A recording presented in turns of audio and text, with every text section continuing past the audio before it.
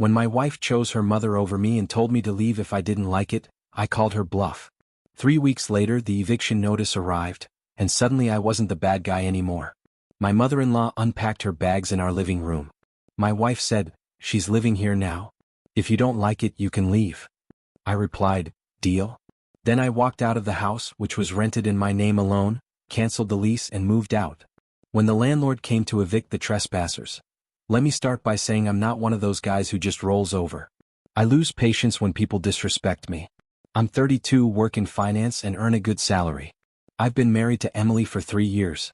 We rent a nice 2-bedroom apartment in the city because we're saving for a down payment on a house. The lease is in my name only because Emily had some credit issues when we moved in together. Nothing serious, just some late payments from college, but it was easier to get approved with just my income and credit. She pays me half the rent every month and we split the bills. Pretty standard setup. Emily's mother, Linda, is a peculiar character. She's 58, divorced twice, and has this martyr complex where everything bad that happens to her is someone else's fault. She lost her job because her boss was jealous. The landlord evicted her because he was sexist. She can't find a new place because everyone discriminates against single women. You get the idea. For the past year, Linda has been bouncing between her sister's house and various friends' couches. There's always some sob story about why she can't stay where she is. The sister drinks too much. The friends are taking advantage. Her back hurts from sleeping on couches. Standard manipulation tactics. Emily feels guilty about her mother's situation, which I understood to a point. When Linda needed help with groceries or gas money, Emily would send her $100 here and there. I wasn't thrilled, but it wasn't breaking our budget, so I stayed out of it. The problem started when Linda began dropping hints about moving in with us. Comments about how lonely she was, how much she missed spending time with Emily, how nice our apartment was. Emily would change the subject, but I could tell she was feeling pressured. 2 months ago, Linda escalated the emotional blackmail, calling Emily crying about sleeping in her car or not having money for food. Emily would come home upset, talking about how terrible she felt for her mother. I suggested we help Linda find a studio apartment or roommate situation, but Emily said her mother couldn't afford anything decent. I made it clear that Linda moving in wasn't an option. We barely had space for ourselves and I wasn't interested in living with my mother-in-law indefinitely. Emily initially agreed, saying her mother needed to figure out her own situation like an adult. But Linda kept pushing. She started showing up at our place unannounced. Staying for dinner, then making excuses to stay later. Oh, her car won't start, or she's too tired to drive, or she forgot something at her friend's house. There was always some reason why she couldn't leave when visiting hours ended. Emily started making comments about how we had a guest room just sitting empty. How it seemed selfish to have all that space while her mother was struggling. I reminded her that the guest room was my office where I worked from home twice a week. We'd already had this conversation. 3 weeks ago, Linda called Emily hysterical. Said her friend kicked her out without warning and she had nowhere to go. Begged to stay with us for just a few days while she figured something out. Emily was in tears, asking if we could please help her mother. Against my better judgment, I agreed to 3 days maximum.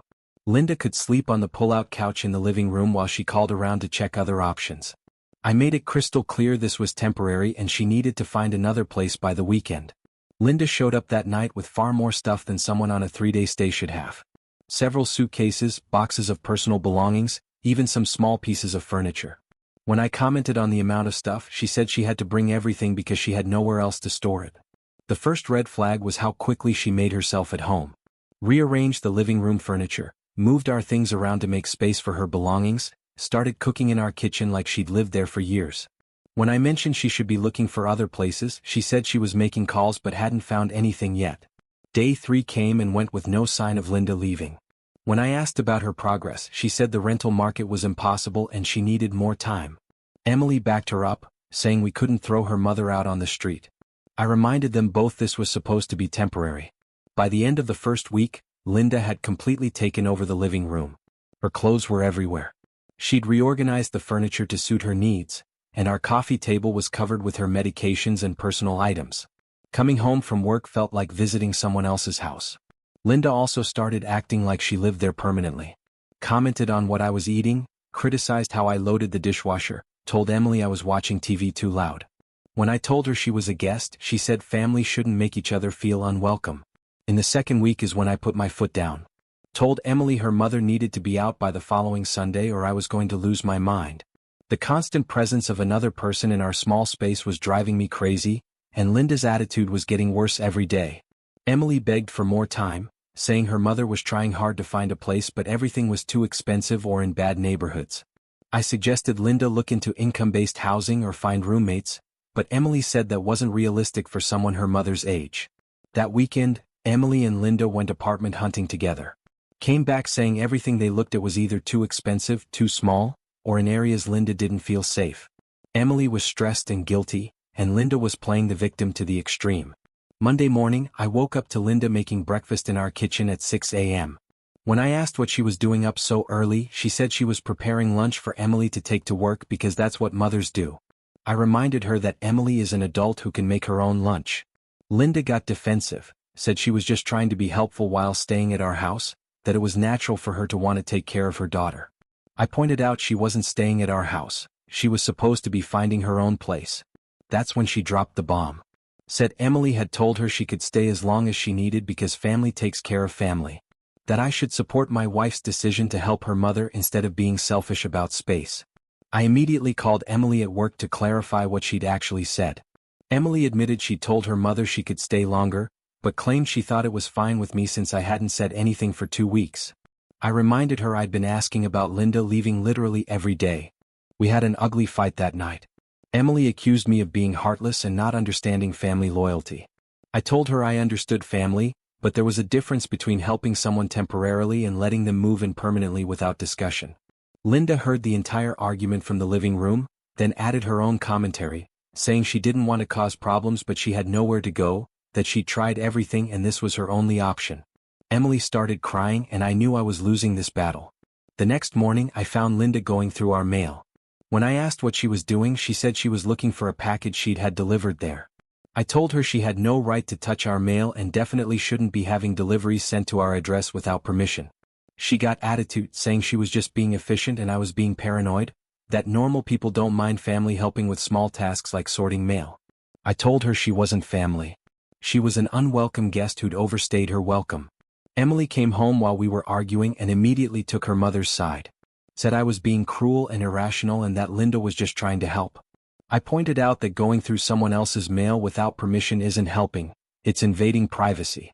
That's when Emily dropped her own bomb. Said maybe Linda should stay permanently since she obviously couldn't afford to live anywhere else. That we had the space and it would solve everyone's problems. I stared at her like she'd lost her mind. I told Emily there was no universe where her mother was moving in permanently, that I'd never agreed to this and wouldn't be living with my mother-in-law indefinitely. Emily said I was being selfish and that married couples make compromises for family. The argument escalated with Emily accusing me of not caring about her or her family. Said a good husband would want to help his wife's mother in her time of need. I told her a good wife wouldn't ambush her husband with permanent house guests without discussion. Linda sat on the couch during this fight looking smug, like she was enjoying watching us destroy each other. When Emily started crying, Linda jumped in saying she never wanted to cause problems, but sometimes families need to make sacrifices for each other. I went to bed angry and woke up Thursday morning to discover Linda had moved more things into our living room. Not just personal items but furniture pieces, like she was establishing permanent residence. When I asked where it came from, she said her friend had dropped it off. That night I told Emily this had gone too far. Linda was clearly planning to stay permanently despite my objections, and our small apartment couldn't handle 3 adults long term. Emily said her mother just needed to feel settled and secure. Friday morning, I came downstairs to find Linda reorganizing our kitchen cabinets. She'd moved our dishes to different shelves and rearranged everything to her preferences. When I asked what she was doing, she said she was making the space more functional. I told her to put everything back because this wasn't her kitchen. She said she was just trying to help and that I should appreciate having someone who knew how to organize properly. I said I'd appreciate her leaving. Emily came home to find me putting everything back in its proper place while Linda complained about me being controlling. Emily asked what happened, and Linda implied I'd attacked her for trying to be helpful around the house. That's when Emily said something that changed everything. She looked me in the eye and said, "Mom's living here now. She has nowhere else to go and this is what families do. If you can't handle it, then maybe you should find somewhere else to live." I couldn't believe what I was hearing. My wife, who I'd been married to for 3 years, was essentially choosing her manipulative mother over me and telling me to leave my own house, The house I paid for, the lease I signed, the place I'd lived for 2 years before Linda showed up. I looked at both of them standing there expecting me to back down and apologize. Linda with her smug expression like she'd finally won. Emily with her arms crossed like she was daring me to argue. Both clearly expecting me to cave and accept this ridiculous situation. Instead I said, "Deal?" The shocked expression on their faces was priceless. Emily started backtracking, saying she didn't mean it that way and we needed to talk about this. Linda looked less smug and more worried, maybe things weren't going according to her plan. I told Emily she'd made her choice clear and I respected it.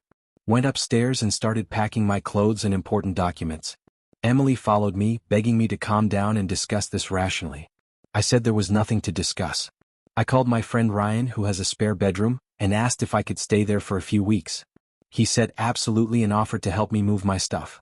I told him I'd be there in a few hours with just the essentials. While I was packing, Emily was crying and asking how I could just abandon our marriage over a housing situation. I told her she'd already abandoned our marriage when she chose her mother over her husband. That she'd made clear where I ranked in her priorities. Linda tried to play peacemaker, suddenly saying maybe they could find another solution. That she didn't want to break up our marriage and they could try harder to find her own place. Too little, too late, lady. I finished packing and headed for the door. Emily was sobbing, asking where I was going and when I'd be back. I told her I was going to Ryan's and would be back tomorrow to get the rest of my things. She begged me not to leave, but I was done. I spent the weekend at Ryan's thinking through my next steps. Called my lawyer Monday morning to discuss divorce proceedings and learn some interesting information about our lease situation. Since the lease was in my name only, I had the legal right to terminate it with notice. I also learned that Emily and Linda would be considered unauthorized occupants if I withdrew from the lease. The landlord could evict them immediately since they weren't on the rental agreement and had no legal right to remain on the property. Tuesday morning, I went back to the apartment while Emily was at work. Linda was there acting like she owned the place, watching TV in pajamas. She tried to talk to me about working things out, but I ignored her and collected more of my belongings. I noticed she'd made even more changes to the space, moved furniture around, hung pictures on the walls, and generally acted like she owned the place. When I commented on it, she said she was just making herself comfortable since this was her home now. That's when I decided to go nuclear. Called the rental management company and requested early lease termination due to irreconcilable living situation changes. Explained I was the sole leaseholder and would be vacating the property at the end of 30 days. They confirmed the termination fee and said they'd send official notice to the address. I also called the utilities that were in my name and scheduled disconnection for the same date. Electricity and internet were mine. Gas and cable were in Emily's name, so she'd have to deal with those herself. That evening, I came back to get more stuff and told Emily about the lease termination. She completely lost her mind, screaming that I couldn't just kick them out. I reminded her she'd told me to leave if I didn't like the arrangement. Emily begged me to reconsider, saying her mother had nowhere to go and they needed more time to figure things out. I told her they had 30 days, which was more than Linda had initially needed to find other arrangements. Linda interrupted saying I was being vindictive and cruel, punishing them for trying to be a family. I told her she wasn't my family and never would be. That she'd manipulated her way into my home and destroyed my marriage in the process. The following weeks were chaos. Emily called constantly begging me to reverse the lease termination. Linda apparently spent most of her time crying and playing victim to anyone who would listen. Emily's sister even called to yell at me for being heartless. I didn't budge. I found a nice one-bedroom apartment near my office and signed a lease in my name only. Moved all my personal belongings and the furniture I'd brought to the relationship out of the old place while they were both at work. Left them there with Emily's furniture and the 30-day notice. Emily tried everything to change my mind. Promised Linda would leave if I came back. Said they'd found her mother an apartment and just needed a few more weeks. Offered to pay the lease cancellation fees if I reversed the decision. I told her it was too late. The landlord confirmed that Emily and Linda tried to add their names to the lease but couldn't qualify without me as primary tenant. They also couldn't afford the rent on just Emily's salary even if they'd been approved. Day 30 arrived, and the landlord served them with a notice to vacate the property within 3 days. When they couldn't provide a new lease or proof of tenancy rights, they had to vacate. Emily called me hysterical, saying they were being forced out and had nowhere to go. I reminded her that Linda was supposedly great at finding places to stay on short notice. Turns out Linda's network of friends dried up pretty quickly when she needed long-term housing instead of just sympathy visits. Amazing how suddenly so many people didn't have space when she needed to move things in permanently. Emily ended up moving back temporarily with her sister, while Linda went to stay with her other daughter in another state.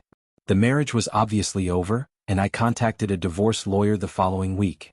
The whole thing cost me about $3,000 in early lease termination fees and moving expenses, but it was worth every penny to escape that nightmare. Emily tried to claim I'd abandoned her, but legally I'd properly notified her and fulfilled all lease requirements. Apparently Linda tells everyone who'll listen that I'm a terrible man who threw them out on the street. Conveniently omits the part where she moved into my home uninvited and my wife chose her over me. Amazing how the story changes when you're the one telling it. Emily's sister still sends me nasty messages about ruining their family, but honestly their family was already dysfunctional. I just stopped enabling it. Linda raised a daughter who thought ambushing her husband with permanent house guests was acceptable behavior. 2 months later and I'm doing great in my new place. Dating someone new who thinks the idea of moving her parents in without discussion is insane. Funny how normal people understand basic relationship boundaries. Emily tried to reconcile a few months ago, saying she realized she'd made mistakes and wanted to work things out. I told her the mistake was marrying someone who didn't understand that spouses come before parents. That ship has sailed. My lawyer said the divorce finalized last month. Emily got no alimony since she chose to prioritize her mother over our marriage. She was also responsible for her own legal fees since she initiated the separation by telling me to leave. The best part is knowing Linda's plan backfired completely. She thought she could manipulate her way into free housing and ended up destroying her daughter's marriage instead. Now she's living with her other child who apparently has much stricter boundaries. Some people think I was too harsh, but I disagree. Emily gave me an ultimatum and I called her bluff. She thought I'd cave and accept whatever arrangement she wanted, but discovered some people won't be manipulated. The lease termination was perfectly legal, and I notified them properly. If they wanted to stay, they should have thought about that before telling the person who pays rent to leave. Actions have consequences even when you don't expect them. Living alone is honestly pretty great. No drama, no manipulation, nobody moving my stuff around without permission. Just peace and quiet in a space that actually belongs to me. Sometimes the best revenge is simply walking away from toxic people. Linda learned that playing games with someone's housing situation can backfire spectacularly. Emily learned that choosing parents over marital fidelity destroys marriages. I learned that cutting toxic people out of your life immediately improves your mental health. Would I handle things differently if I could do it all over? Probably would have terminated the lease the first week Linda overstayed her welcome. Could have saved a lot of stress and drama if I'd acted sooner instead of trying to be understanding. This whole experience taught me to trust my instincts about people and situations. When someone shows you who they are through their actions, believe them the first time. Don't wait for them to prove it repeatedly like I did. My new girlfriend thinks the whole story is hilarious. Says any woman who chooses her mother over her husband deserves exactly what Emily got. It's great being with someone who understands normal relationship priorities for once. Emily still lives with her sister from what I hear. Last I heard, she's apparently having trouble dating because men don't want to deal with her family drama. Can't imagine why anyone would be wary of getting involved with that circus. The rental property got new tenants within a month of us moving out. A nice young couple who actually know how to respect leases and boundaries. The landlord said he was relieved to have responsible tenants after dealing with our situation. Linda occasionally tries to friend me on social media, which I ignore and immediately block. Some people never learn that burning bridges has permanent consequences. She made the choice to destroy my marriage and now lives with the results. The best decision I ever made was walking away from that toxic situation instead of trying to fix people who didn't want to be fixed. Sometimes the only winning strategy is not to play the game at all.